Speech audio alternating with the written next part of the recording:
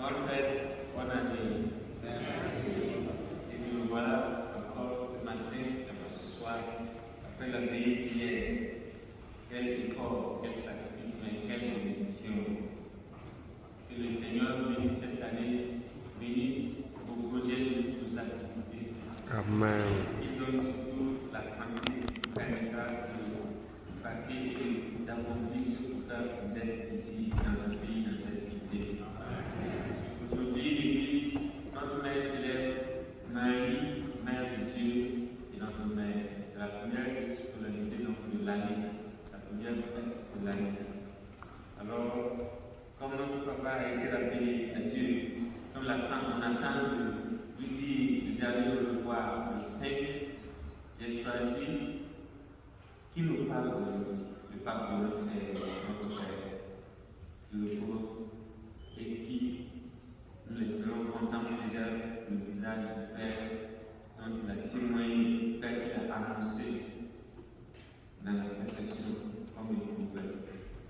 Donc, à la fête de Marie, Mère de Dieu, au 1er janvier de 2013, voilà ce qu'il a dit, méditant donc les textes du jour. Chers frères et sœurs, que Dieu nous bénisse, qu'il fasse resplendir sur nous son visage.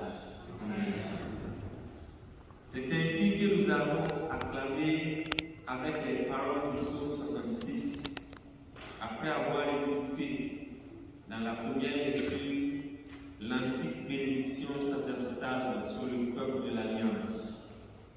Il est particulièrement significatif qu'au début de chaque nouvelle année, Dieu projette sur nous son peuple, la lumière de son saint nom, le nom qui est prononcé 3 fois dans la formule solennelle de la bénédiction biblique. Et il est non moins significatif qu'au Père de Dieu, qui s'est fait chair et a habité parmi nous comme la vraie lumière qui éclaire tout homme, soit donné 8 jours après sa naissance le nom de Jésus, comme nous raconte l'Évangile que nous venons d'entendre.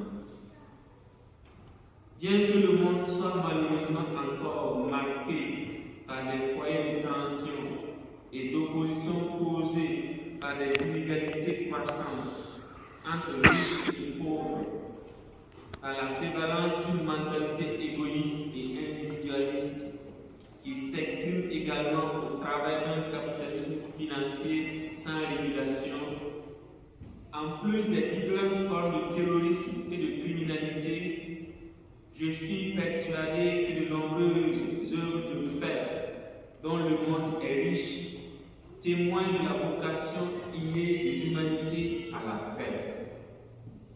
En chaque personne, le désir de paix est une aspiration essentielle qui coïncide d'une certaine façon avec le désir d'une vie humaine pleine, heureuse et accomplie.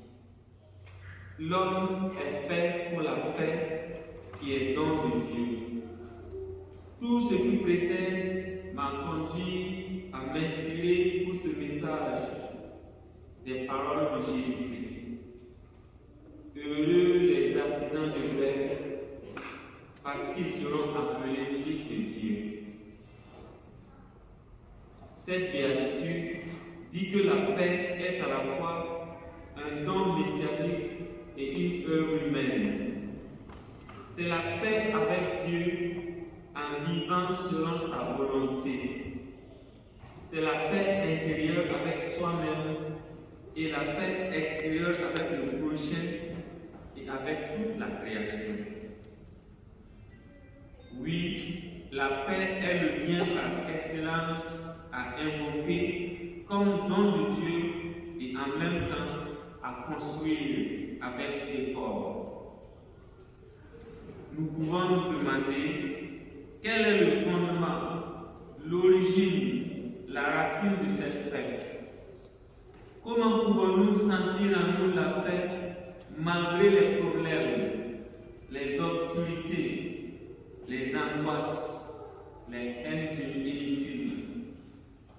La réponse nous est donnée par la lecture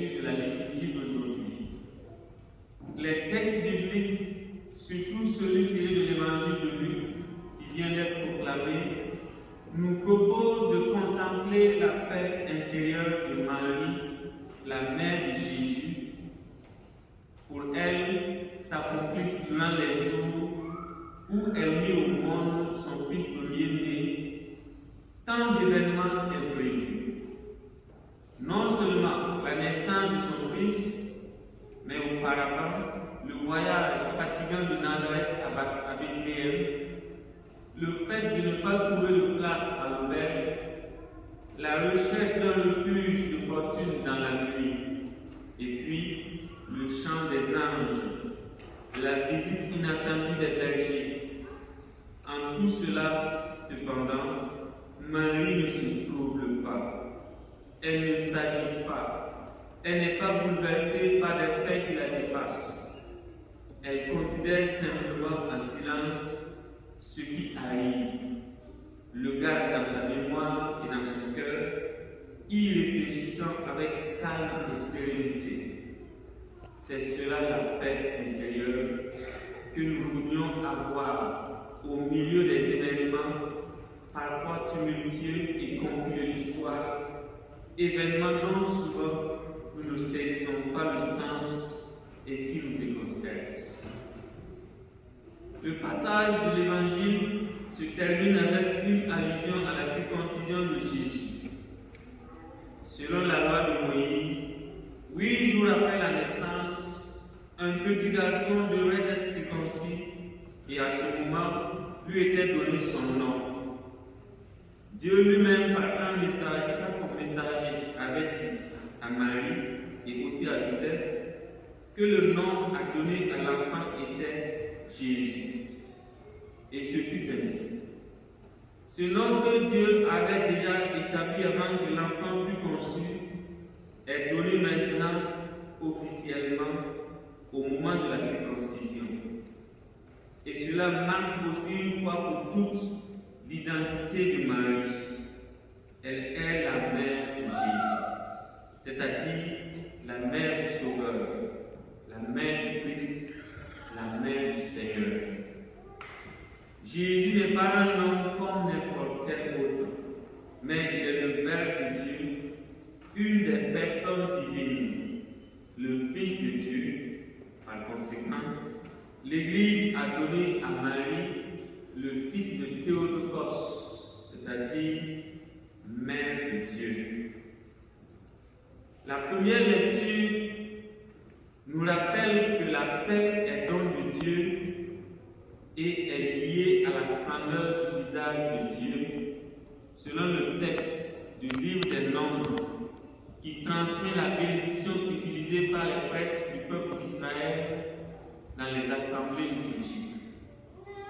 Une bénédiction qui, par 3 fois, répète le saint nom de Dieu, le nom imprononçable, et chaque fois le relie à 2 verbes indiquant une action en faveur de l'homme. Que le Seigneur te bénisse et te garde, que le Seigneur fasse briller sur toi son visage, qu'il se penche vers toi, que le Seigneur tourne vers toi son visage, qu'il t'apporte la paix. La paix est donc le sommet de ces 6 actions de Dieu en notre faveur, dans lesquelles Dieu tourne vers nous la splendeur de son visage. Pour la parole de Dieu, contempler le visage de Dieu est le plus grand bonheur. Tu le réjouis de bonheur près de ta face, nous dit le psaume 21. De la contemplation du visage de Dieu naissent joie, sécurité et paix. Mais que signifie concrètement contempler le visage du Seigneur? Comment cela peut-il être compris dans le Nouveau Testament? Cela veut dire le connaître directement, pour autant qu'il est possible en cette vie, par Jésus-Christ, en qui il s'est révélé. Jouir de la splendeur du visage de Dieu veut dire pénétrer dans le mystère de son nom qui nous est manifesté par Jésus. Comprendre quelque chose de sa vie intime et de sa volonté, afin que nous puissions vivre selon son dessein d'amour sur l'humanité. L'apôtre Paul l'exprime dans la seconde lecture tirée de la lettre aux Galates, en parlant de l'Esprit qui, dans l'intime de nos cœurs, crie « Abba, Père ». C'est le cri qui jaillit de la contemplation du vrai visage de Dieu, de la révélation du mystère du nom. Jésus affirme « J'ai fait connaître ton nom aux hommes ». Le Fils de Dieu qui s'est fait chair nous a fait connaître le Père. Il nous a fait percevoir dans son visage humain visible le visage invisible du Père. À travers le don de l'Esprit Saint répandu dans nos cœurs, il nous a fait connaître qu'en lui, nous sommes, nous aussi, enfants de Dieu, comme affirme Saint Paul dans le passage que nous avons entendu. Et voici la preuve que vous êtes les fils de Dieu. Envoyés de Dieu, l'Esprit de son Fils est dans vos cœurs et il crie vers le Père en l'appelant Abba, Père. Voici, chers frères et sœurs, le fondement de notre paix. La certitude de contempler en Jésus-Christ la splendeur du visage de Dieu le Père. La certitude d'être fils et fille d'un Fils et d'avoir ainsi, sur le chemin de la vie, la même sécurité que l'enfant éprouve dans les bras d'un Père bon et tout-puissant. La splendeur du visage du Seigneur sur nous, qui nous donne la paix, est la manifestation de sa paternité. Le Seigneur tourne vers nous son visage, il se montre Père et nous donne la paix. C'est là le principe de cette paix profonde, la paix avec Dieu, qui est liée indissolublement à la foi et à la grâce, comme écrit Saint Paul aux chrétiens de Rome. Rien ne peut ôter aux croyants cette paix, pas même les difficultés, pas même les souffrances de la vie, pas même les problèmes pénibles. Rien ne peut les séparer, fils et filles de Dieu, à Saint-Joseph ici, de cette paix de Dieu. Les souffrances, les épreuves, les obscurités ne vont jamais éroder la joie que vous placez en Jésus qui vous a rassemblés ici. Que l'amour qu'il a promis, l'amour que vous êtes venus accueillir, d'abord dans sa parole, puis dans son plein corps et sang, que cet amour vous accompagne durant toute cette année 2023. Que vous vivez de cet amour dans le concret, dans vos familles, dans vos appartements, dans vos lieux de travail et partout où Dieu vous enverra. Qu'il vous fasse advenir tout ce dont vous voulez, tout le meilleur que vous souhaitez pour vous et pour ceux qui vous sont chers. Et que Maman Marie, Mère de Dieu et notre Mère, que nous verrons spécialement aujourd'hui avec le titre de Mère de Dieu, nous aide à contempler le visage de Jésus, Prince de la paix. La seule paix dont nous rêvons et dont nous avons besoin. Que notre Mère nous soutienne et nous accompagne en cette nouvelle année. Qu'il accompagne chacune dans les intentions particulières que vous portez et que vous exprimez dans l'intime de vos cœurs. Qu'elle vous accompagne afin que vous obteniez le meilleur de manière au Père. Je sais qu'il y a beaucoup de souffrance, beaucoup d'interrogations, des gens qui sont là depuis des années, qui veulent voir les parents et n'y arrivent pas. Pas le panique. Ce qui donne la paix est la paix. Et c'est pourquoi ça se passe ainsi. Je demande, c'est même mon vœu, à ceux qui sont concernés, de lui faire confiance et de laisser aller. Quant à ceux qui sont dans la souffrance, presque pris déjà par la dépression, il y en a beaucoup. Je vous demande, les anges à chanter, le ciel à chanter, la terre s'est réjouie de la levée du Dieu dont le nom est Emmanuel, Prince de la paix, merveilleux conseiller, Dieu Saint. Je vous demande de lui faire confiance. Et je demande pour finir qu'en cette nouvelle année 2023, chacun de notre côté, chacun de nous donne plus de place à la parole de Dieu transformer. Elle vous inspirera la conduite, les choix à opérer, la marche à suivre pour plus de paix dans les cœurs, dans les familles et partout où nous serons, pour la gloire de celui qui nous aime, Dieu Père, Fils et Esprit Saint, pour les siècles et les siècles. Amen.